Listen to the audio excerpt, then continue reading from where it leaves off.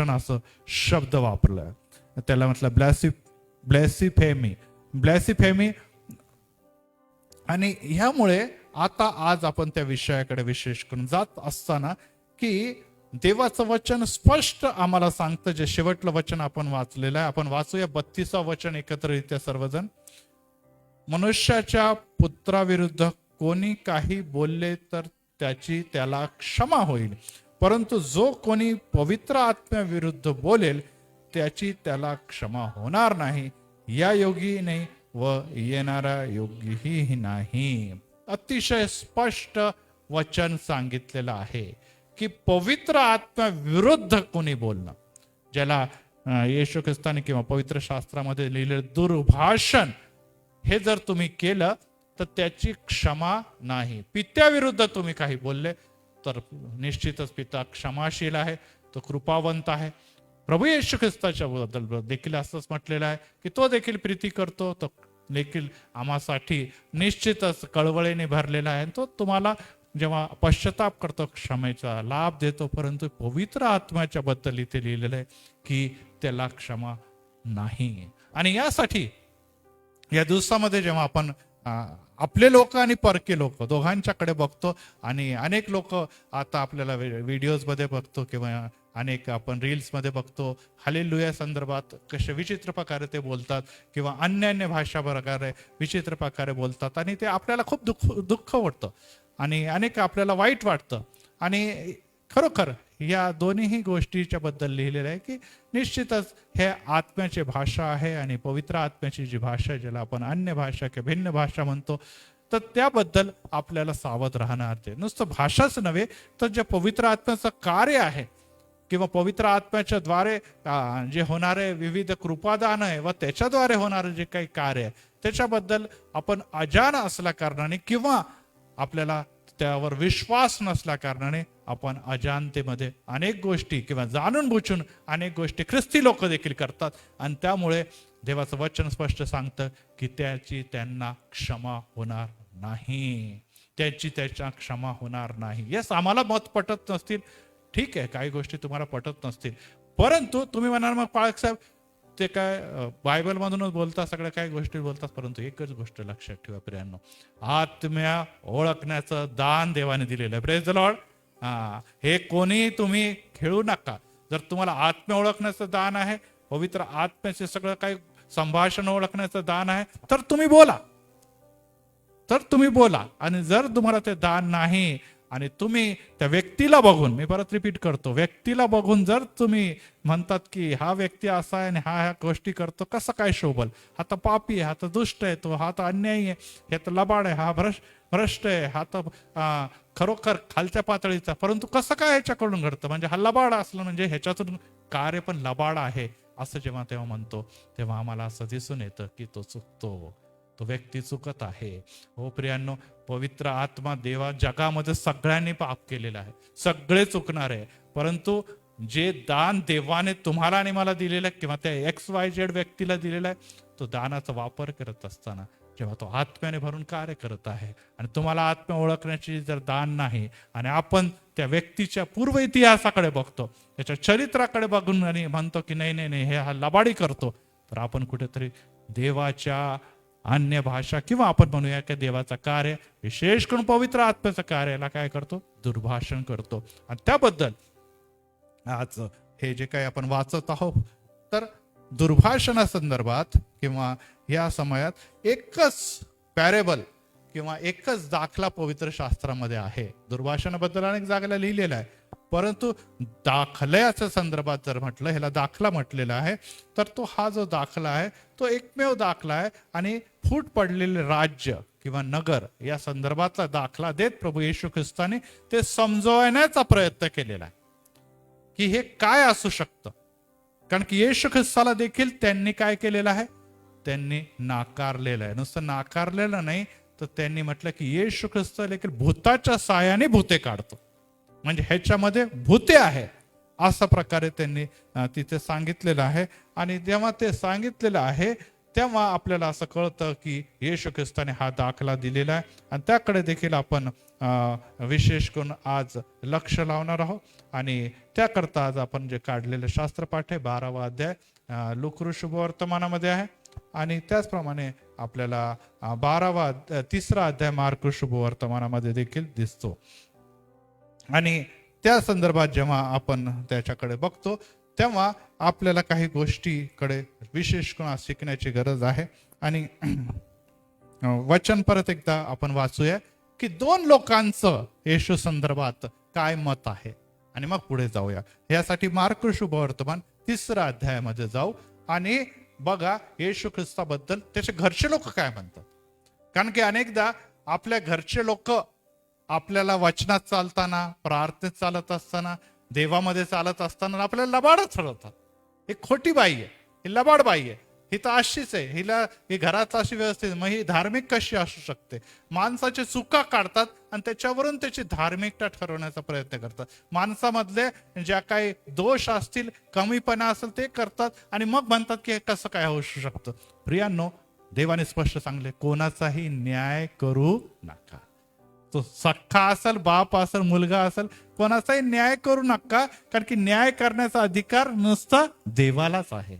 आणि आपण अशा प्रकारे जर कोणाच्या कडे बोट उभं करतो, त्याचा न्याय करतो, तर हे देवाला आवडणार नाही, देवाला पटणार नाही. हा, तुम्हाला जर देवाचं सामर्थ्य प्राप्त आहे, तुम्हाला देवाचे कृपादान प्राप्त आहे, मग तुम्ही कोणाच्या तरी बोट उचला आणि मग त्याच्याबद्दल तुम्ही काही मत काढा. परंतु तुम्ही कोणाला तरी खाली ठेवण्यासाठी, कोणाला तरी अपमानित करण्यासाठी, कोणाला तरी तोडण्यासाठी, कोणाला तरी कमी दाखवण्यासाठी जर अशा प्रकारची कृती करतात तर देव म्हणतो हे निश्चितच तुम्हाला पापाकडे घेऊन जातं. बघूया मार्क शुभवर्तमान याचा 3रा अध्याय आणि 35व्या वचनामध्ये त्याच्या घरचे लोक येशू ख्रिस्ताबद्दल काय म्हणतात.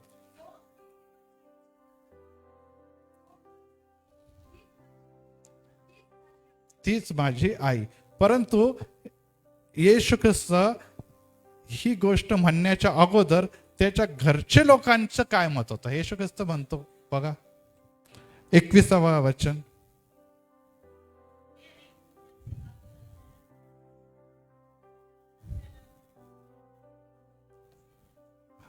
त्याचे आप्तजन. कोणाचे आप्तजन? येशूचे आप्तजन. येशूचे आप्तजन म्हणजे त्याचे कदाचित भाऊ असतील, कदाचित बहीण असेल, कदाचित त्याची माता असेल किंवा इतर कोणी त्याचे जवळचे काकाचा चुलते कोणी जर असतील. त्यांचं असं मत होतं की येशू ख्रिस्त ह्याला वेड लागलेलं. इथे लिहिलं ना, स्पष्ट लिहिलं. त्याच्या घरचे लोक म्हणतात त्याला वेड लागलेलं. आणि अनेकदा आपल्याबद्दल पण लोक म्हणतात अरे बाबी वेडी झाली येशूसाठी, हे धार्मिकतेसाठी, मंदिरासाठी, देवाच्या कामासाठी वेडी झालेली आहे. का? कारण की आपण अनेक कृत्य जे आहे ते नॉर्मल लोकांसारखं करत नाही, सामान्य लोकांसारखं करत नाही. आणि मग लोकांना असं वाटायला लागतं की हा राहतो तर आमच्यामध्ये, खातो पितो तर आमच्यामध्ये, बोलतं चालतं तर आमच्या, परंतु हा जरा एक्स्ट्रा ओव्हर करतो काहीतरी. आणि त्यामुळे ही आमची जी ख्रिस्ताप्रती असलेली धार्मिकता याला ते वेड असं नाव देतात. आणि पवित्र शास्त्रामध्ये किंवा जगामध्ये एकच गोष्ट लक्षात ठेवा की ज्यांनी महान कामं केलेले, जे महान संत होऊन झाले, त्यांनी वेडे झाल्याशिवाय तुम्हाला कोणती पण गोष्ट प्राप्त करता येत नाही. ते महात्मा गांधी असो की तो इतर कोणताही महान संत असो किंवा सायंटिस्ट असो किंवा लेखक असो, ते त्यांच्या कामाच्या मागे वेडे होतात, तेव्हाच त्यांच्याकडून मोठे काम करतात. सर्व काही नॉर्मल करणाऱ्या व्यक्तींच्याकडून मोठे कृती घडत नाही. आता येशू ख्रिस्त जोपर्यंत सर्वसामान्य होता, म्हणजे वयाच्या 30व्या वर्षापर्यंत तो सगळ्या घरातले काम वगैरे करत होता. सुतारचं काम करत होता. घरातल्या वडिलांच्या नंतर जी काही जबाबदारी त्याच्यावर आली होती ते सगळं जबाबदारी तो पार पडत होता. परंतु जसंच त्याला आपल्याला दिसतं की बाप्तिस्मा करणाऱ्या योहानाच्या द्वारे त्याचा बाप्तिस्मा करण्यात आलेला आहे आणि वचन असं सांगतं की पवित्र आत्मा त्याच्यावर कबुतरा समान उतरलेला आहे आणि पित्याने सांगितलं की हा माझा प्रिय पुत्र आहे, याचं तुम्ही ऐका. त्यानंतर तो बाहेर आला आणि पवित्र आत्मा त्याला अरण्यात घेऊन गेला आणि तो 40 दिवस उपवास आणि त्याने तिथे प्रार्थना केलेली आहे. आणि त्यानंतर तो आत्म्याने भरून कार्य करू लागला. Praise the Lord. तो आत्म्याने भरून कार्य करत असताना आता त्याची पहिल्यासारखे काम राहिले नाही. आता तो सुतार काम करत नाही. आता तो त्याच्या घरामध्ये राहत नाही. आता तो आपल्या भाई किंवा आपल्या भावंडां बहिणी बरोबर तो बोलत नाही. तर तो आता लोकांची सेवा म्हणजे परमेश्वराच्या कार्याला लागलेला आहे. Praise the Lord. आणि हे बदल जे अचानक झालेला आहे ते बघून त्याच्या घरच्या लोकांनी म्हटलं, अरे इतके दिवस तर हा वेगळा वागत होता आणि अचानक काय घडलेलं, अचानक काय बदल झालेला. आणि मग त्यामुळे त्याला काय म्हणणं, ह्याला वेड लागलेलं आहे. लिहिलंय ना पवित्र शास्त्रात की ह्याला वेड लागलेला आहे. आणि असा वेड लागलेल्या व्यक्तीला ते काय करायला होते, इथे लिहिलेले की त्याला धरावयास निघाले. हे याला बघा खोली मिली बंद करू आपण. बघा म्हणजे परिस्थिती गंभीरच वाटत होती त्यांना.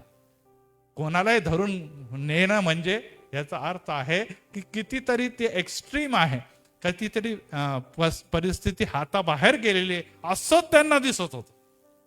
बघा येशूसाठी काय स्टेटमेंट घरच्या लोकांचा वेडा म्हणता येतात. परंतु आता पुढे जर आपण बोललं तर 22व्या वचनामध्ये काय शास्त्री लोकांचं काय म्हणणं होतं बघा. आता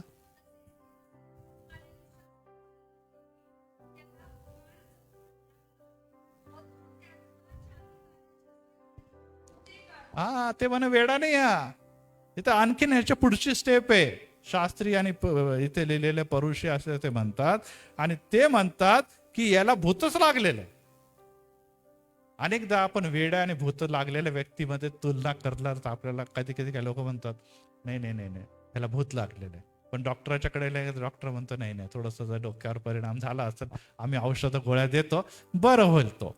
म्हणजे भूत लागलेला व्यक्ती आणि वेडा हे सारखे जरा गुणधर्म जे सारखेच दिसतात.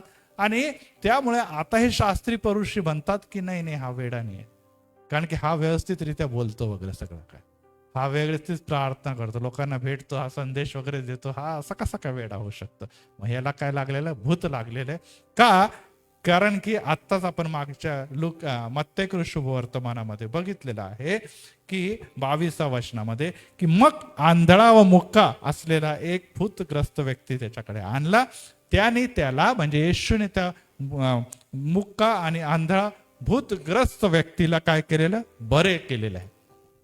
म्हणजे त्याच्यामध्ये जे भूत होतं ते त्याला बोलू पण देत नव्हतं आणि त्याला काय काय काय दिसत पण नव्हतं. आजार कसा असतो, मूक बधीर म्हणतो. मूक बधीरचा अर्थ काय, ज्याला बोलता येत नाही आणि ऐकू पण येत नाही. हा प्रकार आपल्याला माहित आहे, मूक आणि बधीर. परंतु इथे पहिल्यांदाच असं झालं की आंधळा पण आहे आणि मुका पण. हे कधी घडत नाही. हे कॉम्बिनेशन जरा वेगळं कॉम्बिनेशन, हे त्या कोणत्या आजारामध्ये मोडत नाही. आणि इथे तो आजार दिसते की तो आंधळा मुका आहे का, कारण की त्याच्यामध्ये भूत घुसलेलं होतं जो त्याला आंधळा पण करत होतं डोळे असून आणि मुका करत होतो त्याला मुख असून पण. आणि येशू ख्रिस्ताने त्या भूताला दट्टावलं आणि ते भूत निघून गेलं आणि वचन येण्या प्रकारे सांगतं की तो बरा झालेला आहे. आणि त्या सर्व लोक जे शास्त्री तर त्याचे नेहमीच होतेच काय करतो काय नाही बघायसाठी. परंतु इतर लोकांनी म्हणायला लागले, चकित होऊन म्हणू लागले की हा दाविदाचा पुत्र तर नाही का. हा दाविदाचा पुत्र आहे म्हणजे खरोखर जो मसीहा आहे तो येणार आहे तो खरोखर हाच असायला पाहिजे, कारण की हेच चमत्कार आम्ही कधी देखील बघितले नाही. हेच चमत्कार आम्ही कधी बघितले नाही. आणि अशी सर्व गोष्टी ऐकून परुषी त्याला म्हणवले नाही नाही नाही नाही हेच काही चमत्कार बिमत्कार काही नाही. हा जो चमत्कार करतो, कारण की त्यांना काय वाईट वाटलं की आम्हाला मसीहा येणार आहे आणि आम्ही शास्त्री आहोत, आम्ही परुष आहोत, आम्ही आपलं आयुष्य ह्या नियमशास्त्राचा अभ्यासामध्ये घालवलं, आम्ही आपलं आयुष्य या सर्व गोष्टी करण्यामध्ये घालवलं, मग आम्हाला नाही कळत. आणि ह्या लोकांना कसं काय कळायला लागलं. दाविदाचा पुत्र म्हणजे दावीद कोण होता, राजा होता है ना. त्यांचा महान राजा होऊन गेला दावीद. आणि त्या राजाच्या बद्दल आणि त्याचा वैभवाबद्दल त्यांना माहित होतं. मग हा तर कोणाचा मुलगा, आता सुताराचा मुलगा, हा राजाचा मुलगा कसा काय होऊ शकतो. राजाचा मुलगा कसा आणणार पाहिजे, राजपुत्र असायला पाहिजे. ह्याच्यामध्ये काय राजपुत्रासारखं काहीच नाही. आणि घरचे लोक काय म्हणतात त्याला, वेडा. मग आता ह्या घरचे लोकच त्याला वेडा म्हणतात. दावीद काय आपल्या मुलाला वेडा म्हणाल का, शल्मोनाला वेडा म्हणणारच नाही. म्हणजे हा गॉन केस आहे. आणि तुम्ही म्हणतात दाविदाचा पुत्र आहे, हे तुम्ही चुकीचं म्हणता. हे तुम्ही चुकीचं म्हणतात. आणि त्यामुळे आता त्यांनी कन्क्लुजन असं काढलेलं आहे, निष्कर्ष असा काढलेला आहे की ह्याला काय लागलेलं आहे, भूत लागलेलं आहे. आणि हा भूताच्या साहाय्याने भूत काढतो, भूताच्या साहाय्याने काय करतो, भूत काढतो. आणि असा निष्कर्षापर्यंत ते पोहोचलेले आहे. आणि पोहोचल्यानंतर ते जे काही बोलत होते त्याच्या मनातली कल्पना ओळखून येशू ख्रिस्ताने काहीतरी स्टेटमेंट केलेलं आहे. आणि ती फार महत्वाची, की येशू मनात ते विचार जाणतो. आणि त्यामुळे काय होतं की हे नेरेटिव्ह, ह्याला आजकाल म्हणतो खोटे नेरेटिव्ह. आजकाल आपल्याला फार शब्द ऐकायला लागले की खोटं नेरेटिव्ह पसरवलं जातं. आणि ते नेरेटिव्ह मध्ये काय करतं, त्याच्याद्वारे लोकांना एक तर नाव मिळतं किंवा काय करतं, त्याचा अपमान पण केला जातो. आणि यासाठी आज जेव्हा आपण त्या वचनाकडे जात असताना की येशूच्या बद्दल खोटे विचार पसरवणं, खोटे विचार पसरवणं, आणि ते विचार हेच होते की लोकांना गाफील ठेवणं. अनेकदा आपण अनेक गोष्टी बोलतो की नाही नाही 2025 पर्यंत सर्व गरिबी दूर होणार, नाही नाही नाही, काय काय लोक म्हणतात नाही नाही पेट्रोल एकदम 50 रुपये लिटर होऊन जाणार. काही जण, अनेक जण, म्हणजे असं गव्हर्नमेंट किंवा अनेक लोक असं पसरवतात की नाही नाही नाही, तुम्हाला प्यारी म्हणजे तुमच्या बहिणी आहे त्यांना आम्ही 5,000 रुपये देणार. आणि मग लोक सारखं सारखं सारखं सारखं ते कानावर पडल्यामुळे विश्वास ठेवायला लागतात, ते विश्वास ठेवायला लागतात. आणि त्यामुळे आता त्यांनी भूत लागलेला हा आहे, भूताच्या सहाय्याने चमत्कार करतो, भूते काढतो, अशा प्रकारचा विचार आता ते पसरू लागलेले आहे. आणि यानंतर येशू ख्रिस्ताने एक दाखला दिला. आणि येशू ख्रिस्ताने तो दाखला देत असताना जे काही सांगितले त्याकडे आज आपण जाणार आहोत. आणि येशू ख्रिस्ताने तो दाखला देत असताना 2 गोष्टी स्पष्ट केलेल्या आहे की येशूने त्यांच्या मनातले विचार ओळखले. आणि तो म्हणतो 25वं वचन की आपसात फूट पडलेले प्रत्येक राज्य ओसाड पडते, आपसात फूट पडलेले प्रत्येक नगर किंवा घर टिकणार नाही. येशू ख्रिस्ताने एक उदाहरण दिलं की का मी भूताच्या साहाय्याने भूत काढत नाही. ह्याला दाखला म्हणतात, ह्याला उदाहरण म्हणतात, ह्याला पॅरेबल इंग्लिशमध्ये म्हणतात. आणि ह्याद्वारे स्पष्ट केलं जातं. आता मी पण अनेक संदेश देत असताना जे काही वचनं असतील किंवा जे काही यामध्ये आपले पवित्र शास्त्रातले गोष्टी असतील तो दाखल्याचे उदाहरण देऊन समजवायचा प्रयत्न करतो. आपल्याला माहिती आहे जुन्या काळापासून एक खूप म्हण प्रसिद्ध आहे की ब्रिटिश लोकांनी भारतावर राज्य कसं केलं, फूटपाडावर राज कर, है ना. आपण नेहमी म्हणतोय ब्रिटिश लोकांनी भारतावर कसं सत्ता मिळवली, एकमेकांमध्ये फूट पाडली आणि राज्य केले. आज देखील आपल्याला दिसतं भारतामध्ये जाती जाती धर्माच्या विरोधात लोकांना काय करतात, उभं करतात आणि मतं मिळतात आणि काय करतात, सत्ता मिळवतात. आणि ही गोष्ट आपल्याला आता जग जाहीर झाली, सगळ्यांना माहिती आहे की फूट पाडणाऱ्या लोकांची संख्या दिवसेंदिवस वाढली. कारण फूट पाडल्यामुळे काय होतं, आपल्याला लढायची गरज नाही, तेच आपसामध्ये लढतात आणि शेवटी फायदा कोणाचा होतो, फूट पाडणाऱ्याचा फायदा होतो. भारतामध्ये पण काय झालं, इंग्रजीच्या समय आपले लोक राजे आपसात लढले आणि ते कमकुवत झाले. आणि मग ब्रिटिश लोकांनी काय केलं, भारतावर राज्य केलेलं आहे. आणि यामुळे येशू ख्रिस्ताने इथे उदाहरण देत असताना परत एक बार सांगितलं आहे की इथे फूट पाडलेले असे राज्य ओसाड पडते का, कारण की त्यांच्या आपसामध्ये लढूनच ते मरून जातात, आपसामध्येच लढत बसतात आणि ते स्वतःचा काय करून घेतात, नाश करून घेतात. आणि त्यामुळे भूत, मनुष्य येडे असतात, मनुष्य एकमेकांच्या कोणाच्या तरी बहकावामध्ये, भूत तेवढे शहाणे असतात, ते काय आपसामध्ये लढणार नाही. कारण की त्यांचा विरोध आणि त्यांचं कार्य कोणाच्या विरोधात आहे, देवाच्या विरोधात. त्यांना एकच त्यांचा शत्रू आहे, त्यांना एकच कार्य माहित आहे जे त्यांच्या अधिपती म्हणजे जे सैतान आहे त्यांनी शिकवलेलं आहे, लुसिफर यांनी शिकवलेलं आहे की आमचा विरोधी कोण आहे, देव परमेश्वर, त्याचा पुत्र आणि पवित्र आत्म्याचं कार्य आहे, तेच त्यांचं कार्य. त्यामुळे ते आपसामध्ये लढणार नाही, ते आपसामध्ये झगडे करणार नाही, कारण की ते जर घडलं तर त्यांचं कार्य योग्य प्रकारे पुढे होऊ शकत नाही. आणि यासाठी आपण ही बाब जाणून घेणं अतिशय महत्वाचं की येशू ख्रिस्ताने त्या दाखल्याच्या द्वारे त्यांना समजवलं. आपल्याला माहिती आहे की या दिवसामध्ये अनेकदा गँग वॉर होता. गँग वॉर माहिती आहे ना, एक टोळी युद्ध ज्याला म्हणतो, एक टोळी दुसऱ्या टोळीशी लढते. आणि अनेकदा बघतो की काही टोळीचे प्रमुख मारले जातात. का मारले जातात?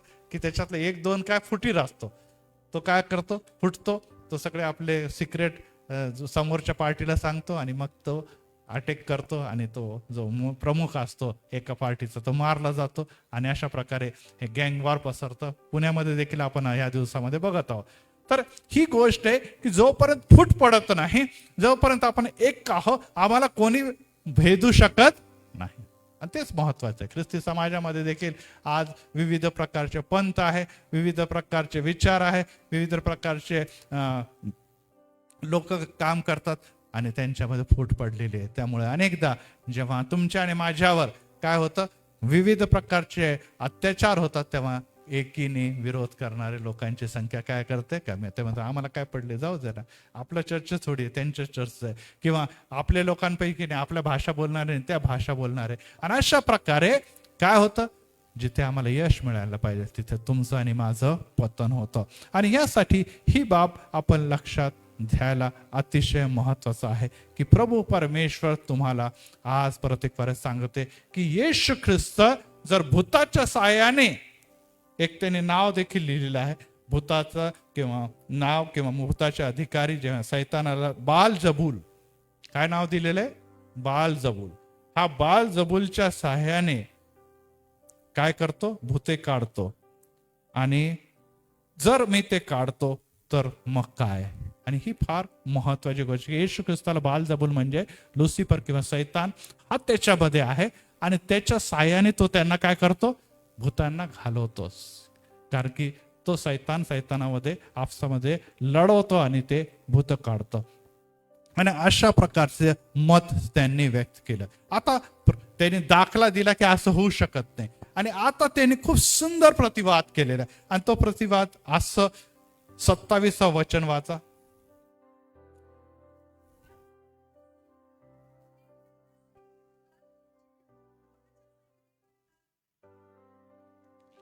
जर मी बालचाला मान करतो, येशू म्हणतो चला मान्य करतो, मी बाल जबूलच्या साहाय्याने भूत किंवा भूताच्या साहाय्याने भूत काढतो. तर त्या काळामध्ये परुषी लोक जे होते ते देखील त्यांना देखील काही लोकांना, त्या परुषी लोकांना दान प्राप्त होतं. आपल्याला माहिती आहे भूते काढण्यात कोणी नाही काढू शकत भूत, बरोबर. हे कृपादान आहे. ते कृपादान देव ज्यांना देतो तेच भूताला हात लावू इच्छितात, तेच भूताशी काम करू शकतात. कारण की जर तुम्हाला दान नाही आणि तरी तुम्ही त्याच्यात उतरतात तर आपल्याला पवित्र शास्त्रामध्ये असं लिखतं की ते भूत उलट त्याच्यावर अटॅक करतात आणि त्याची अवस्था फार कठीण होते. त्यामुळे जर तुम्हाला ते दान नाही तर त्यासाठी तुम्ही मागा, प्रार्थना करा, देव देईल, ते दान देईल आणि त्याद्वारे तुम्ही भूत काढण्यास काय होणार, सक्षम होणार. परंतु तुम्हाला दान नसताना तुम्ही उगाच अति करण्याचा प्रयत्न केला तो भूत ओळखतात कोणाला दान आहे कोणाला नाही. दानचा अर्थ काय की तुमच्यामध्ये जर पवित्र आत्म्याचं सामर्थ्य आहे तर भूत ओळखतात. भूताला आपल्यापेक्षा माहिती, पवित्र शास्त्र वारंवार येशू ख्रिस्ताला त्यांनी ओळखलं, भूतांनी ओळखलं, मनुष्याने ओळखलं, भूतांनी ओळखलं, सैतानाने ओळखलं की हा देवाचा पुत्र आहे, पण मनुष्याला ओळखलं नाही. आणि त्यामुळे भूतांना, सैतानाला चांगलं माहिती की हा किती पाण्यामध्ये आणि हा किती विश्वासात आहे आणि हा किती सामर्थ्यामध्ये. आणि त्यामुळे देवाचं वचन आम्हाला सांगतं की काही परुषी लोक यांना काय होतं, हे दान प्राप्त होतं. आणि ते त्याबद्दल येशू ख्रिस्त म्हणतात की तुमचे लोक कोणत्या साह्याने काढतात. तुमचे लोक म्हणजे परुषी लोकांशी बोलत आहे. तर आता त्याचं म्हणणं होतं की चला मी जर भूताच्या साह्याने भूत काढतो, मग परुषी पण काढतात. मग परुषी कोणाच्या साह्याने काढतात, जर मी भूताने काढतो तर ते पण भूताच्या साह्याने काढतात. आणि ही बाब त्यांना न आवडणारी होती, कारण की त्यांचा पूर्ण विश्वास होता की आम्ही देवाचे सेवक आहोत, आम्ही देवाचे भक्त आहोत, आम्ही भूता स्वतःच्या नादी लागत नाही, तर आम्ही देवाच्या सामर्थ्याने कार्य करतो आणि त्यामुळे आम्ही भूत घालवतो. आणि जर आपण ह्याला म्हटलं, आता आपण जर ह्याला म्हटलं, ह्याच्यावर आरोप लावला की तू भूताच्या साहाय्याने काढतो, मग आम्ही भूताच्या साहाय्याने काढतो, असंच होऊन जाईल. आणि त्यामुळे त्यांना गप्प राहावं लागलं. त्यांना गप्प राहावं लागलं. आणि जर ते गप्प राहिले तर तिथे तुम्हाला ही दिसत आहे की आता तो म्हणतो मी तोच तुमचा न्याय करील. पुढे म्हणतो परंतु मी जर देवाच्या आत्म्याच्या सहाय्याने भूत काढत असेल, ठीक आहे, मी भूताच्या सहाय्याने काढता तर तुम्ही पण भूता खताच्या नादी लागले. परंतु जर मी पवित्र आत्म्याच्या सामर्थ्याच्या द्वारे कार्य करत असेल तर मग तुमच्यावर देवाचं राज्य आलेलं आहे. देवाचं राज्य आलेलं आहे. देवाचं राज्य म्हणजे कोण आहे? देवाचं राज्य कोण आणतो? प्रभू येशू ख्रिस्ताने देवाचं राज्य. आणि प्रभू येशू ख्रिस्त या जगामध्ये काय म्हणून आला होता? मसीहा. आणि कोण? इस्रायली लोक कोणाची वाट बघत होते? मसीहाची वाट. आणि जर मी देवाच्या सामर्थ्याने जर काढतो तर मी देवाचं राज्य आलं म्हणजे मी आता इतर कोणी नाही तर तो मसीहा आहे, तो दाविदाचा पुत्र आहे. जे वर हे लोक म्हणत होते खरोखर हा दाविदाचा पुत्र तर नाही ना, तर ही बाब खरी आहे. Praise the Lord. यावरून आम्हाला कळतं की येशू ख्रिस्ताने बघा त्यांना कसं निरुत्तर केलेलं. आणि हे देखील आत्म्याचं कृपादान आहे. येशू ख्रिस्त आणि त्याच्या वचनामध्ये असं लिहिलेलं आहे की जेव्हा तुम्हाला लोक धरून नेतील, जेव्हा तुम्हाला लोक वेगवेगळ्या प्रकारे तुम्हावर ते जसं मीडिया ट्रायल म्हणतात तशा प्रकारच्या प्रश्नाचे भडीमार करतील, तेव्हा तुम्ही घाबरू काय बोलावं याचा विचार करू नका, कारण की त्यावेळेस पवित्र आत्मा तुमच्या मुखामध्ये उत्तर घालणार आहे. Praise the Lord. कधी कधी आपण घाबरतो, बाबा आम्हाला सगळ्याकडे घेरलं आणि कसं होईल, आम्ही भिवून जातो. परंतु प्रियांनो, त्या समयी पवित्र आत्मा तुम्हाला सांगल कसं उत्तर कुठे द्यायला पाहिजे. Praise the Lord. आणि यासाठी प्रियांनो, यासाठी आज जेव्हा आपण त्याच्या वचनाकडे जात असताना तो येशू ख्रिस्त म्हणतो की ते देवाचं राज्य आलेलं आहे. आपण वाचूया लूक शुभवर्तमान याचा 4 अध्याय आणि 18 वचन. लूक 4:18. आणि त्यामध्ये येशू ख्रिस्त एक उदाहरण देऊन काय सांगतो. येशू ख्रिस्त उभा राहिला, यशाचा ग्रंथ तो वाचतो आणि तो म्हणतो बघा परमेश्वराचा आत्मा माझ्यावर आलेला आहे. का आलेला आहे देवाचा आत्मा माझ्यावर? कारण की दिना सुवार्ता सांगण्यास त्यांनी मला, म्हणजे परमेश्वराने आणि आत्म्याने मला काय केलेलं आहे? अभिषेक केलेला आहे. पुढे त्याने मला पाठवले आहे ही याच्यासाठी की जे सैतानाने बांधलेले लोक आहे, पापात बांधलेले लोक आहे, त्याचप्रमाणे आजारात बांधलेले लोक आहे, त्यांची सुटका करण्यासाठी.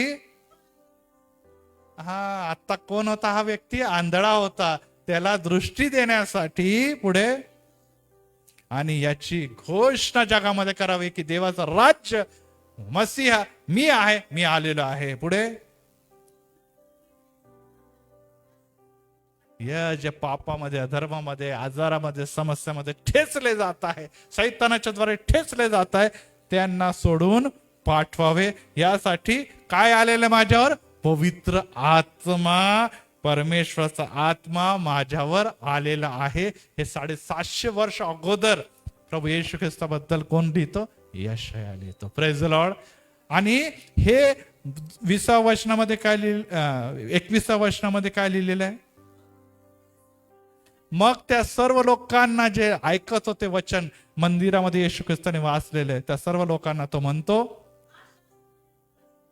आज शास्त्रलेख जेव्हा तुम्ही आज ऐकत आहात तो माझ्यासाठी पूर्ण झालेला. Praise the Lord. माझ्या जोरदार टाळ्या वाजूया. म्हणजे ह्याच्यावरून आम्हाला स्पष्ट दिसतं की प्रभू येशू ख्रिस्ताला जेव्हा त्याचा बाप्तिस्मा झालेला आहे, काय उतरलेलं त्याच्या डोक्यावर? पवित्र आत्मा. आणि वचन सांगते की पवित्र आत्म्याच्या सामर्थ्याने तो चिन्ह चमत्कार करत होता. Praise the Lord.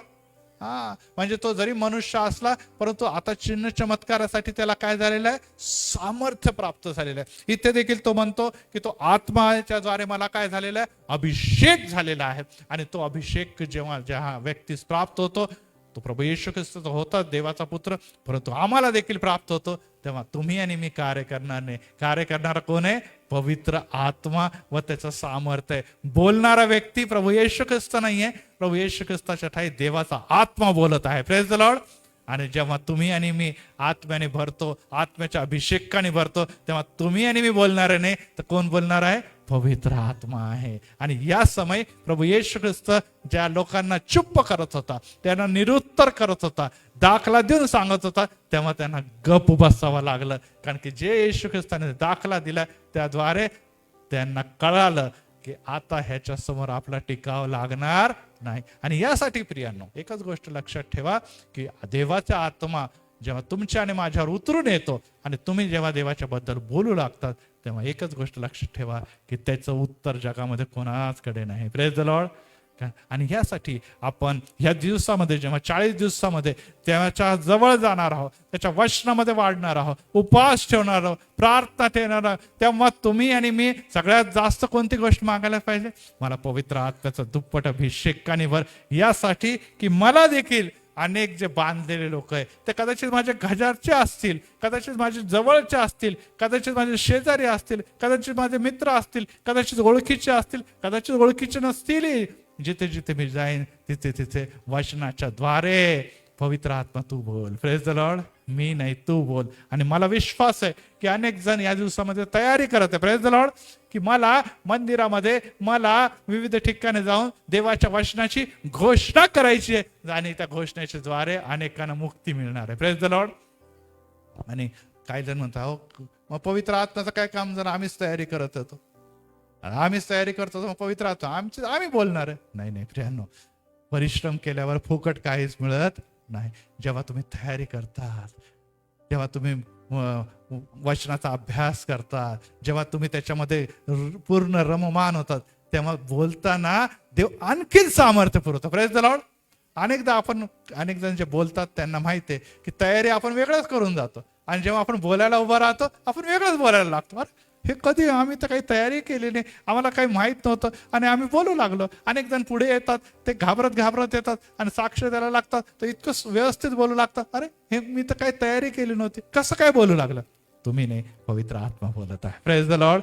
पवित्र आत्मा तुमच्याशी बोलत आहे. हा समय आलेला आहे प्रियांनो. पुढच्या आठवड्यामध्ये जेव्हा अद्भुत वार येणार आहे आणि त्यापासून आपल्याला त्या समयामध्ये प्रवेश करायचा आहे. आणि येशू ख्रिस्त मंदिरामध्ये उभा राहून स्पष्ट सांगतो की पवित्र आत्मा माझ्यावर आलेला आहे, दिना शुभवर्तमान सांगण्यासाठी मला ज्यांनी पाठवलं त्यांनी अभिषेक केलेला आहे. Praise the Lord. आणि जेव्हा तुम्ही आणि मी अभिषेकाने भरतो तेव्हा लोक, परत एक बार म्हणतो, लोक तुमच्या आणि माझ्या विरोधात अनेकदा चुकीचं बोलू शकतात, चुकीचं बोलतात. परंतु एकच लक्षात ठेवा, ते काही बोल काही फरक पडत नाही, परंतु तुम्ही कधी बोलू नका. जोपर्यंत तुम्हाला माहित नाही तो व्यक्ती कोण. येशू ख्रिस्ताला त्याचे घरचे लोक काय म्हणत होते? काय म्हणत होते ते? वेडा. परुषी काय म्हणत होते? भूत लागलेला व्यक्ती. परंतु तो येशू कशाने कार्य करत होता? आत्म्याच्या सामर्थ्याने. आणि जेव्हा आपण आत्म्याच्या सामर्थ्याने कार्य करतो, आत्म्याच्या सामर्थ्याने बोलतो, तर तो कोणाची निंदा करत आहे व्यक्ती? पवित्र आत्म्याची. आणि जेव्हा पवित्र आत्म्याची निंदा केली जाते, पवित्र आत्म्याच्या कार्याला तुम्ही ओळखत नाही तरी देखील तुम्ही त्याची थट्टा करतात, त्याला विचित्र वेगवेगळ्या नावाने बोलतात. देवाचं वचन स्पष्ट इथे सांगतं की न तर या काळामध्ये न तर पुढच्या युगामध्ये कधी देखील त्याची क्षमा होणार नाही. आणि यासाठी प्रियांनो, पवित्र आत्म्याला भिन्न आणि त्यामध्ये निश्चितच वाढणं हे अतिशय महत्वाचं आहे. यशाया 11 अध्याय आणि 2 वचन यामध्ये देखील अशाच प्रकारे लिहिलेलं आहे. यशाया याचा 11 आणि 2. विशेष करून मी आपल्या सर्वांना हे सांगू इच्छितो की या दिवसामध्ये आपण आपले नोट्स ठेवा, आपल्याकडे डायरी ठेवा, आपल्याला हायलाईट करा. तुम्हाला अनेकांना संदेश देण्याची संधी प्राप्त होणार आहे, अनेकांना देवाच्या वचनामधून बोलायचं आहे. आणि या सर्व गोष्टी जेव्हा आपण शिकणार आहोत, बोलणार आहोत, परमेश्वर तुम्हाला उत्तमात उत्तम आशीर्वाद दिल्याशिवाय राहणार नाही. वाचा.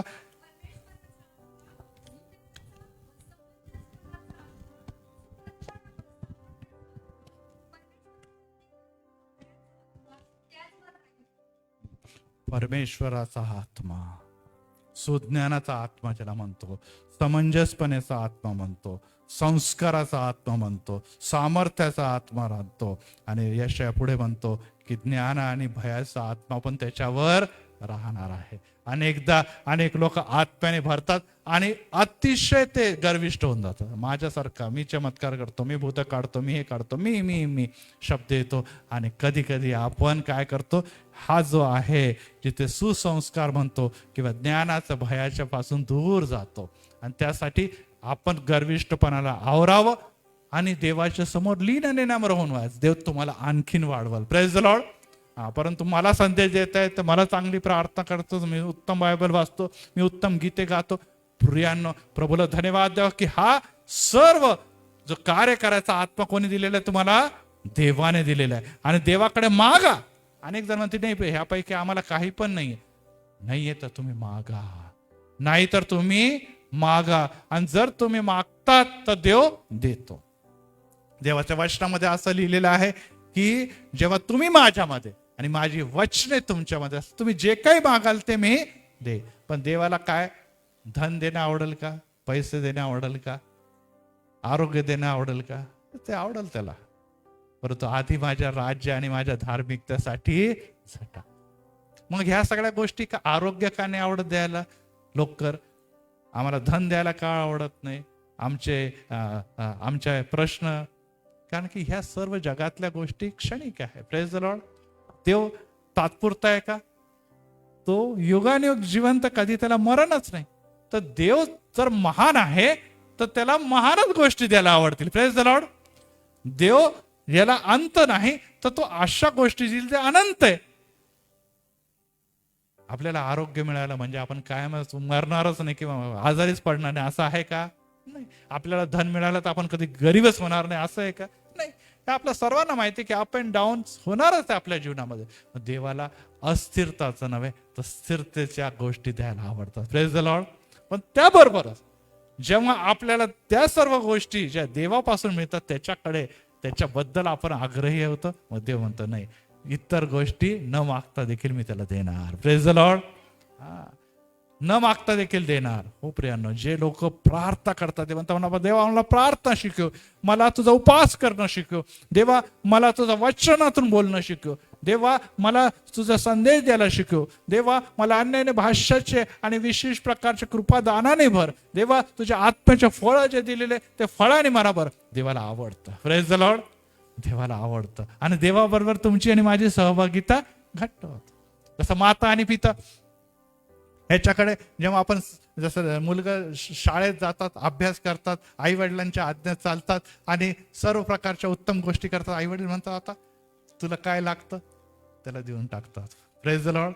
आता आमचा उजच बघा इथे आहे, तो जेव्हा आज्ञात चालतो किंवा मुलगा मुलगी तर आपल्याला म्हणतो की नाही तो सगळं काही चांगलं करतो, मग मी पण त्याला उत्तमात उत्तम देईल. कदाचित त्याला जे माहिती नाही ते देखील आपण म्हणतो सरप्राईज म्हणून देतो मी त्याला. चल आहे की नाही, आपण करतो कारण की आपल्याला तेव्हा देणं आवडतं. परंतु तो सारखं हेच गोष्ट दे, तेच मला दे, गाडीच दे आणि मोबाईलच दे आणि आयफोनच दे, असं जर तो मागायला लागला मग आपण थोडंसं चिडतो की बाबा हे तू घे, तुझं नोकरी कर, तू पैसा कम, तू घे. म्हणजे ह्या गोष्टीत ज्या देवाला ज्या देवाच्या आज्ञापालनसह आपण ज्या उत्तम गोष्टी देवाला देव करतो तेव्हा देव पण न देतो. परंतु आपण म्हणतो नाही हेच दे हेच दे हेच दे. आणि देवाला जगी गोष्टी देणं आवडतं, परंतु ते द्वितीयक आहे, सेकंडरी आहे. आपलं प्राथमिकता काय आहे? त्याची धार्मिकता आणि त्याच्या राज्यासाठी झटा. आणि या 40 दिवसामध्ये प्रियांनो तुम्हाला आणि मला पेटायचं आहे, तुम्हाला आणि मला आपल्या घराला बदलायचं आहे, तुम्हाला आणि माझ्या घरामध्ये शांती, तारण आणि जीवन आणि सर्वांचा समेट घडून आणायचे. आमचे सर्व प्रियजन उगाच आम्ही एकटे नाहीये, आमच्या घरामध्ये सर्व देवाची योजनेमुळे प्राप्त झालेले आहे. संतती परमेश्वराने दिलेलं धन आहे, त्या धनाचा हिशोब तुम्हाला आणि मला द्यायचा आहे. आणि या दिवसामध्ये विशेष करून देव सर्व जगामध्ये उपवास केला जाते. बरोबर आहे. अनेक आनंदाची बाब या वर्षी तर रमजान पण त्याच दिवशी सुरू होत आहे, म्हणजे आणखीनच जास्त जगामध्ये उपवास आहे. परंतु प्रियांनो जे आम्ही विश्वास आम्हाला या गोष्टीची माहिती आहे की ह्या समय जेव्हा सर्व जग देवाकडे दृष्टी लावतो तेव्हा देव आनंदित होतो आणि अनेक गोष्टीचा वर्षाव तुमच्या आणि माझ्या जीवनामध्ये करतो. Praise the Lord. आणि देव देणार. Praise the Lord. तो देव देणार, परंतु हा समय आहे मागण्याचा, परंतु त्यापेक्षा जास्त देण्याचा. Praise the Lord. देण्याचा समय. आणि देण्यासाठी तुम्ही काय देऊ शकता? तुम्ही त्याची आराधना करा, त्याची भक्ती करा, त्याची कृपा म्हणजे तुम्हाला दिलेलं आहे देवाने त्याचा उपयोग करा, त्याची सेवा करा. आणि मला अतिशय आनंद वाटतो की आपण 40 दिवस मंडळीतल्या विविध प्रकारच्या घटकांसह काम करतो. Praise the Lord. घरोघरी भेट देतो, घरोघरी उपासनेमध्ये सहभागी होतो, घरोघरी प्रार्थनेमध्ये आपली सहभाग असतो. आणि हे सर्व जण आपण जेव्हा करतो तेव्हा देव प्रसन्न होतो. Praise the Lord. वर्षातून एकदा तरी 40 दिवस जवळपास 1.5 महिना आपण या कार्यामध्ये स्वतःला झोकून देतो. Praise the Lord. आणि मग आपल्याला खरोखर आपल्या जीवाला आनंद वाटतो. काय वाटतं आनंद? माझं वजन झालं कमी, परंतु देवामध्ये मी झालो भारी. Praise the Lord. माझं वजन कमी पण देवामध्ये झालं लय भारी. तर याचा अर्थ हा आहे की हा समय तो आलेला आहे. परत आपण विषयाकडे जाऊया. आणि इथे लिहिलेलं आहे 4 अध्याय 18व्या वचनामध्ये की तो आत्मा आल्यानंतर प्रभू येशू ख्रिस्ताने जे कार्य आरंभ केलेले आहे ते पुरुषांना आवडत नव्हते. कारण की ते नेहमी काय करत होते? कोणताही धार्मिक व्यक्तीला बघायचे तर ते म्हणतात मेरे से ज्यादा धार्मिक कसं काय? कारण की आपण मागेच बघितलं ढोंगी धार्मिकतेवर मी 4-5 संदेश दिलेले. त्यांच्यासारखे ढोंगी कोणीच नव्हते. ते कसे उपास करायचे, कसे प्रार्थना करायचे ते आपण मागे बघितले. ते येणाऱ्या दिवसामध्ये आपण बघणार आहोत. परंतु हमसे ज्यादा कोण आगे? हमारे राज में हमसे ज्यादा धार्मिक असं कसं काय होऊ शकतं? आणि त्यानंतर चमत्कार घडत आहे. लोक सगळे म्हणत अरे बापरे हा तर मसीहा आहे, हा तर दाविदाचा पुत्र आहे. आणि आपल्याला वारंवार म्हटलं की लोक ओढ दाविदाचा पुत्र माझ्यावर दया कर, आणि तो बरे होत होते. त्यामुळे गोंधळात. आणखी येशू ख्रिस्त नुसते चमत्कार करत नव्हता, पण जेव्हा जेव्हा परुषींना बघत होता त्यांच्यावर बोट टाकून त्यांची काय करत होता? तो कान उघडणी करत होता. त्याचा ढोंगीपणा सगळ्यांच्या समोर जाहीर करत होता. आज देखील येशू ख्रिस्ताने त्यांचा ढोंगीपणा जाहीर करत असताना स्पष्ट सांगितलेलं आहे की तुम्ही जे आहात ते ढोंगी आहात, कारण की तुमचे कृती, तुमचे कार्य हे सर्व हे सांगत आहे की 29व्या वचनामध्ये लिहिलेलं की बलवान माणूस अगोदर बांधल्याशिवाय त्याच्या घरात शिरून त्याची चीज वस्तू कोणाला लुटून नेता येईल का? त्याला बांधले तरच तो त्याचं घर लुटील. वाचा परत एकदा 29वं वचन कोणीतरी जोरात.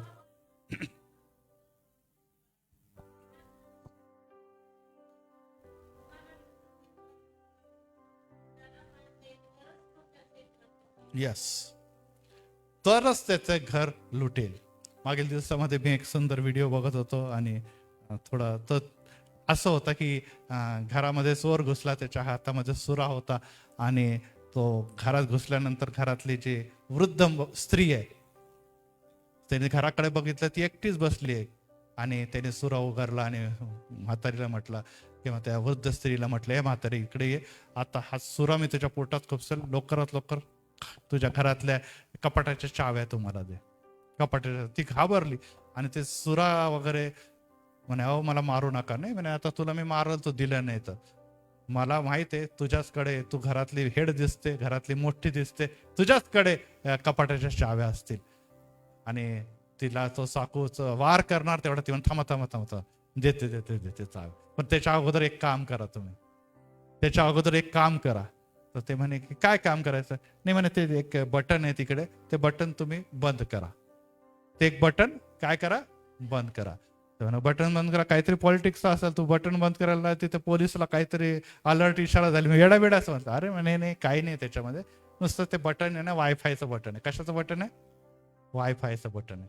आणि तरी म्हणणार का वायफायचं बटन आहे, काही येडीच दिसते, म्हातारी दिसते म्हणून जाऊ दे बटन दाबल्याने काय होतं.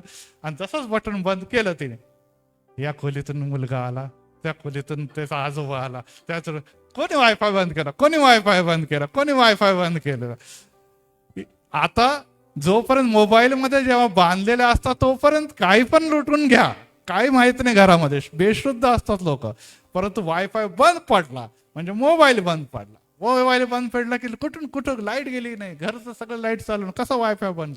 सगळेजण आले आणि त्या चोराला त्यांनी धरले. म्हणजे म्हणण्याचा अर्थ हा आहे की अनेकदा आम्ही कशामध्ये बांधलेलो, या दिवसामध्ये मोबाईल मध्ये बांधलेला. आणि त्या बांधलेल्या लोकांना मुक्तीसाठी वायफाय बंद करण्याची अनेकदा गरज पडते. आणि ती गरज इथे प्रभू येशू ख्रिस्ताने म्हटलं की त्या बलवान व्यक्ती, आता इथे 3 गोष्टी सांगतो मी, जास्त वेळ घेणार नाही कारण पुढच्या वेळेस मी आणखीन यावर जाईल. परंतु बलवान व्यक्ती म्हणजे कोण सांगा बरोबर. बलवान व्यक्ती येशू ख्रिस्ताने दाखला देत असताना एकाला बलवान व्यक्तीला अगोदर बांधल्याशिवाय, आता इथे आपण बघितलं होतं की ताकदवर व्यक्ती ती महिला होती, इथे ताकदवर बलवान व्यक्ती कोण आहे? सैतान. Very good. कोण आहे? सैतान. तुमच्या घरामध्ये त्या घरामध्ये जेव्हा सगळ्यात बलवान व्यक्ती जो आहे जगामध्ये कोण आहे? कारण की आपल्याला माहिती आहे येशू ख्रिस्त देखील म्हणतो की ह्या जगाचा अधिपती कोण आहे? सैतान. हा बलवान व्यक्तीला बांधल्याशिवाय त्याच्या घरात म्हणजे कोणाच्या घरात? ज्या स्थानामध्ये तो वावरतो, ज्या घरामध्ये तो वावरतो. अनेक घरांमध्ये आज देखील सैतानी कार्य चालू आहे. सैतानाची सत्ता आहे, अंधकाराची सत्ता आहे.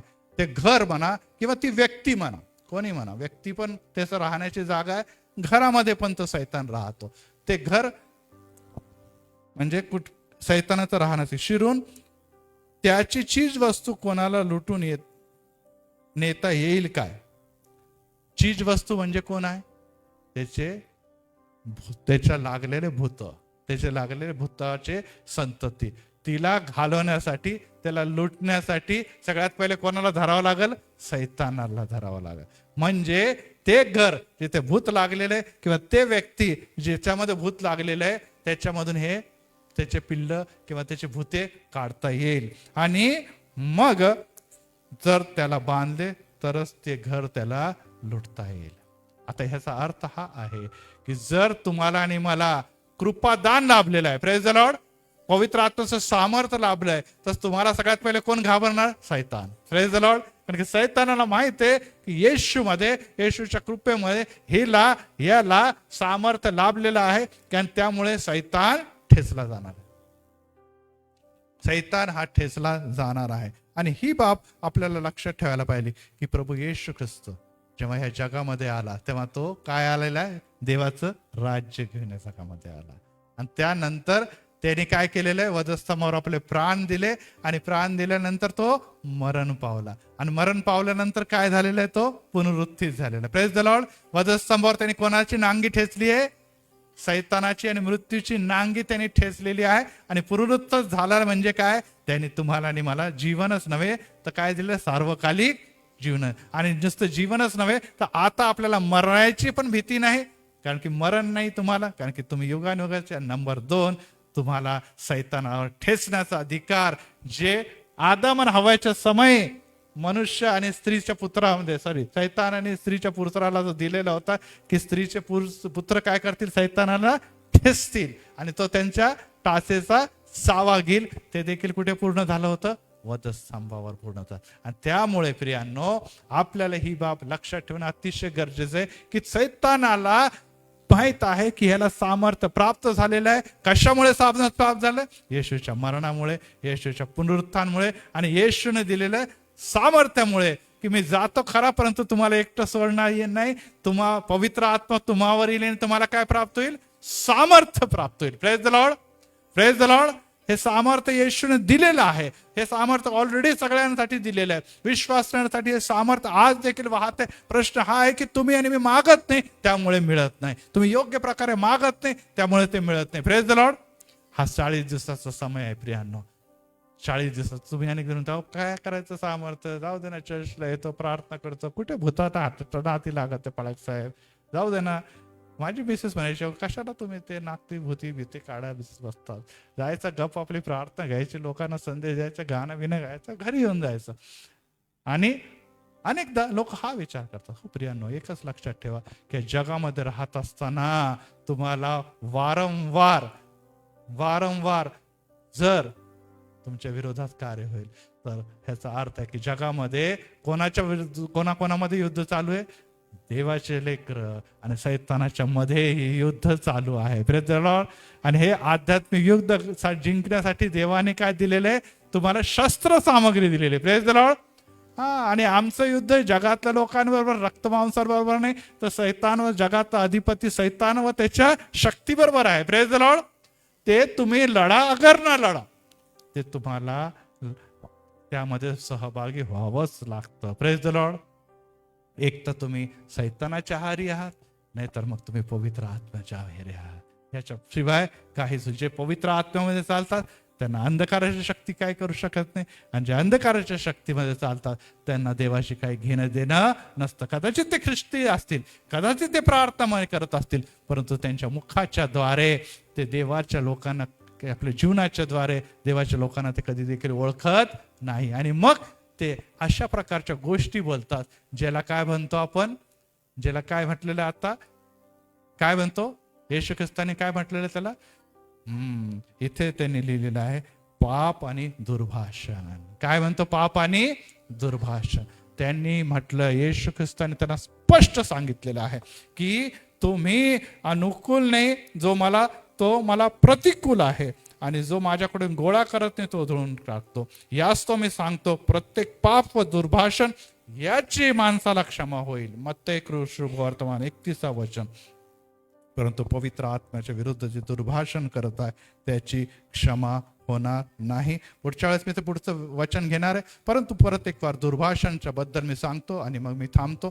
की दुर्भाषण म्हणजे काय, की आपण आपल्या शब्दांच्या द्वारे, कृतीच्या द्वारे, आता आपल्याला माहिती आहे की हे काय करत होते, येशू ख्रिस्ताला काय ठरवत होते, त्याचे आई वडील वेडा ठरवत होते, ठीक आहे, वेडा ठरवत आहे ठीक आहे, परंतु हे येशू ख्रिस्ताच्या चमत्काराला काय सांगत होते, हा भूताचा चमत्कार आहे, हा भूताने केलेला चमत्कार आहे, येशू किंवा पवित्र आत्म्याचा चमत्कार नाही. आणि जेव्हा तुम्ही असे चमत्कार बघतात आणि आपण म्हणतो की नाही नाही नाही नाही, ह्याने काहीतरी दुसराच प्रकार केला असेल किंवा दुसऱ्याच प्रकारे हे काहीतरी केलं असेल, आणि जेव्हा आपण त्या चमत्काराच्याकडे नुसतं दुर्लक्ष करत नाही तर त्याचा अपमान करतो, त्या चमत्काराच्या बद्दल आपण जेव्हा निश्चितच ती कृती आणि त्याबद्दल अनादर दाखवतो, त्या समयी आपण देवाचा अपमान करतो, देव जो पवित्र आत्म्याचा अपमान करतो. आणि यासाठी आपल्याला इथे जाणून घ्यायला पाहिजे की तुम्हाला जर ते कळत नाही, जर तुम्हाला ते दिसत नाही, जर तुम्हाला तो अधिकार नाही, तर तुम्ही कोणावरही बोट उचलू नका. की खरोखर भूताच्या सायाने काढतो की पवित्र आत्म्याचे. नंबर 2, हे जे आहे की हे पवित्र आत्म्याचं कार्य जे आहे, ही जी जे काही जबाबदारी आहे, ते कार्य सातत्याने सुरू आहे. मागील 2000 वर्षापासून ते कार्य आपल्याला विशेष करून शिष्यांना दिलेले अधिकार होते. आपल्याला माहिती आहे येशू ख्रिस्ताने आपल्या शिष्यांना 72 शिष्य जे होते त्यांना काय दिलेलं आहे, भूत काढण्याचा अधिकार, चमत्कार करण्याचा अधिकार देऊन त्यांना पाठवलेलं होतं, हे अधिकार दिलेला होता. आणि त्यानंतर पेंटिकॉस्टच्या दिवशी जेव्हा पवित्र आत्मा उतरला, अन्य भाषा, विविध भाषासह सर्व कृपादान त्यांना 9चे 9 कृपादान प्राप्त झाले आणि त्यांनी ते चमत्कार आणि अद्भुत गोष्टी करू लागले. Praise the Lord. आणि जेव्हा हे ते कार्य करत होते त्याच्याबद्दल अनेक लोकांनी काय म्हटलेलं आहे, ती भाषेला बघून की हे कशाच्या धुंदीमध्ये आहे, हे दारूच्या धुंदीमध्ये आहे, व्यसनाधीन लोक आहे. आणि अशा प्रकारे त्यांनी काय केलं, त्यांचा अपमान केला. हा अपमान त्या व्यक्तीचा होता का, परंतु हा अपमान कोणाचा होता, पवित्र आत्म्याचा अपमान होता. आणि जर तुम्हाला पवित्र आत्मा ओळखता येत नाही, जर कोणी अन्य भाषामध्ये बोलत आहे, कोणी चमत्कार करत आहे, कोणी पडत आहे, कोणी निश्चितच भूत घालवलं जात आहे, आणि अनेक जण प्रॉफेसी करतात, ते करत आहात आणि तुम्हाला माहित नाही तर ते करू नये. नंबर 2, कधी कधी लोक याच्या मागे खोटंही म्हणतात की नाही मला प्रभूने असं दर्शन दिलं, मला प्रभूने दाखवलं, मला प्रभूने हे दिलं, आणि आपण म्हणतो की नाही ते पवित्र आत्म्याने मला ते दाखवलं. आणि अशा प्रकारे आपण काय म्हणतो, खोटं नाटक जेव्हा लोकांशी बोलतो तेव्हा आपण काय करत आहोत, पवित्र आत्म्याच्या विरुद्ध लबाडी करत आहोत, है ना. अनेक लोकांना असतं सवय, नाही नाही मला असं देवाने दाखवलंच असं, मला देवाने तसं दाखवलं, मला देव प्रकट झाला, मला स्वप्नातून दिसला, किंवा अनेक जण म्हणतात की नाही नाही देवाने मला दृष्टांत दिला आणि म्हणून मी हे कार्य करतो. अनेक जण असे देखील असतात की नाही नाही देवाने मला पाचरण केलं म्हणून मी पाळक झालो, आणि खोटं नाटक काहीतरी बोलतात, परंतु काही दिवसानंतर ती गोष्ट उघडकीस येतं. परंतु ह्यामध्ये त्यांनी कोणाला फसवलेलं आहे, पवित्र आत्म्याला. कारण की प्रेषितांचे कृत्य, यापासून जे कृत्य सुरू झाले ते कोणते कृत्य झालेले? आत्म्याचे कृत्य झालेले. कारण की येशूने सांगितलं, मी तुम्हाला एकटे सोडणार नाही, पवित्र आत्मा येईल आणि तो तुमच्यावर स्थिरावेल. Praise the Lord. आणि स्थिर झालेला पवित्र आत्मा पुढे कार्य करेल, तुम्ही नाही. आणि त्यामुळेच आपण म्हणतो, बलाने नव्हे पराक्रमाने नव्हे तर माझ्या आत्म्याने कार्यसिद्धी होईल, असं सेनाधीश परमेश्वर म्हणतो. आणि ह्यासाठी प्रियांनो, या 40 दिवसामध्ये आपण देवाकडे हीच प्रार्थना करूया की प्रभू, माझे बल, माझी शक्ती, माझे विचार, माझी बुद्धी मी बाजूला ठेवतो, परंतु माझे मागणे एकच आहे की या 40 दिवसामध्ये माझा कोणाच्या द्वारे अपमान होऊ नये, मी कोणाचा न्याय करू नये की ते असं, तो असं, ती अशी, ती धार्मिक. मला एकच आहे, माझ्या कार्याच्या द्वारे कोणाचा गौरव व्हायला पाहिजे? देवाचा गौरव व्हायला. नंबर 2, कळत न कळत अनेकदा आपण अशी वृत्ती ठेवतो की आपण त्याच्या धार्मिकतेला खोटं ठरवायचा प्रयत्न करतो. जसं येशूची धार्मिकतेला खोटं ठरवण्याचा प्रयत्न केला, ती काम तुमच्याकडून होता कामा नये. कारण की आपण धार्मिकता ही कशामुळे प्राप्त होते? आत्म्याच्या द्वारे प्राप्त होते. ही अभ्यासाच्या द्वारे, निश्चितच मेहनतीच्या द्वारे आपण त्यामध्ये निश्चित वाढतो, परंतु त्यांना चमकवणं, त्याला पुढे नेणं, त्याची सेवा वृद्धिंगत करणं, तर त्याच्या सेवेचे फळ देणं, हे कोणाच्या हाती आहे? आत्म्याच्या द्वारे. आणि जर आत्मा तुम्हाला ते देत आहे तर तुम्ही कोणाचा न्याय करू नका. परंतु जर हे दुर्भाषण तुमच्या आणि माझ्याकडून झालं, अनेक जण लोक त्याला सिरियसली घेत नाही, ते म्हणतात काय होतं, काही नाही होतं, आम्ही पण ख्रिश्चन, आम्ही काय असेच काय वर्षानुवर्ष आमची पिढी, आम्ही पण बायबल वाचतोय, काय बायबलमध्ये असं लिहिलं. प्रियांनो, अनेक गोष्टी या सगळ्या जरी असल्या तरी पवित्र आत्मा कोणाही व्यक्तीमध्ये कसाही केव्हाही कार्य करू शकतो.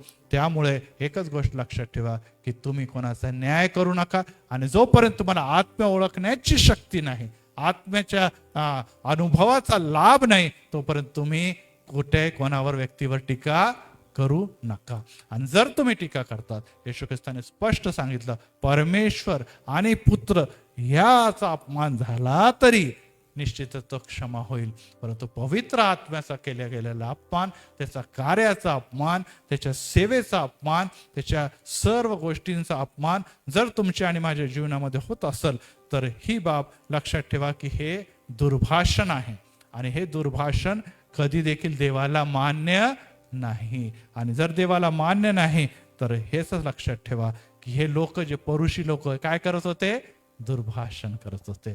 आणि येशू ख्रिस्त म्हणतो की तुमची फार वाईट अवस्था होणार आहे. तुम्ही खूप धार्मिक आहात, तुम्ही नियमशास्त्र जपतात, तुम्हाला सर्व काही माहित आहे, परंतु आज देखील तुम्ही त्या कबरेसारखे आहात, जे बाहेरून तर कशी आहे, खूप सुंदर रंगरंगोटी केलेली, चुना लावलेले कबरे, परंतु आत काय?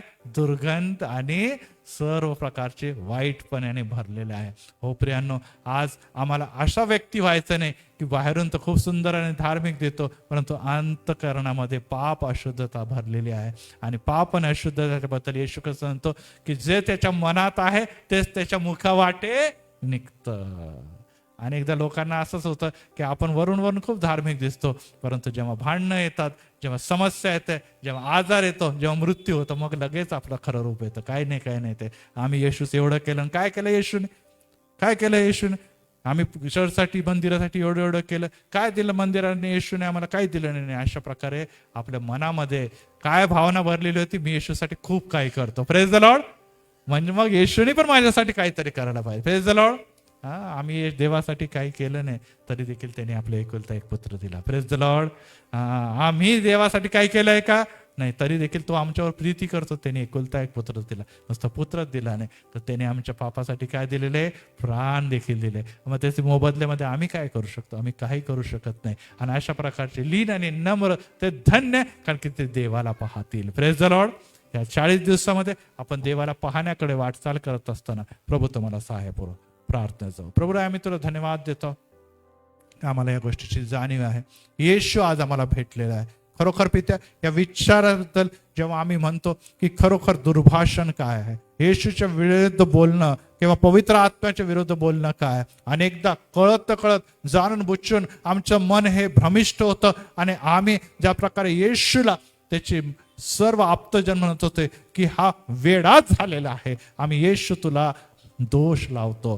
फरीसी लोक म्हटले की हा भूताच्या साहाय्याने भूते काढतो, म्हणजे हा भूत आहे. आणि अशा प्रकारे आम्ही पवित्र पिते तुला दोष लावलं, तुझ्या लोकांना दोष लावलं. इतकंच नाही तर पवित्र आत्म्याला आम्ही ओळखलं नाही. आज परत एक वार तुझं वचन येत असताना आम्ही चुकलेलं असताना पिते दया कर, कृपा कर. आम्ही त्या मार्ग जाता कामा नये, आम्ही वचनामध्ये शिकावं, आम्ही त्याचा अभ्यास करावा आणि चुकीच्या मार्गापासून परावृत्त हो का. त्या मार्गाकडे जाता कामा नये. सैतान आमच्या मनामध्ये कार्य करतो, सैतान आमच्या विचाराचा ताबा घेतो, सैतान आम्हाला गर्विष्ठ बनवतो, सैतान आम्हाला अति धार्मिक बनवतो, आम्हाला ढोंगी धार्मिक बनवतो आणि आम्ही अनेकदा पिता फसतो आणि आमच्या मुखातून विचारातून त्या गोष्टी काढतो जे देव तू म्हणतो कधी देखील त्याची क्षमा होणार नाही. आणि येशू राजा या करता आम्हाला या 40 दिवसाकडे आम्ही वाटचाल करत असताना आम्हाला लीन नम्र तुझी सेवा करणारं आणि आमच्या घरातले अंधकार, आमच्या घरातले पाप, आमच्या घरातले दुर्बलता, आमच्या घरातल्या सर्व प्रकारच्या चुकीच्या विचार आणि सैतानाचं कार्य,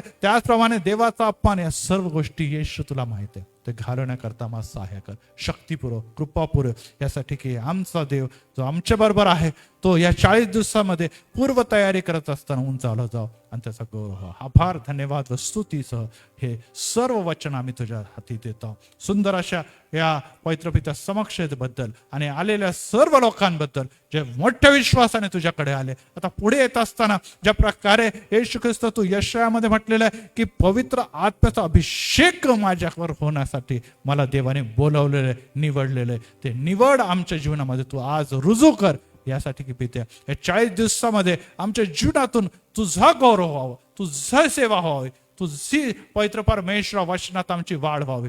आणि पित्या त्याद्वारे तू तर प्रसन्न होणारच आहे, परंतु आमच्याद्वारे आपलं घर, माझं जीवन, माझं घर, माझं कुटुंब, माझी मंडळी आणि विशेष करून पवित्र परमेश्वर माझा समाज आशीर्वादित होणार. धन्यवाद येशूला, प्रभू येशूच्या नावात. आमेन, आमेन, आमेन.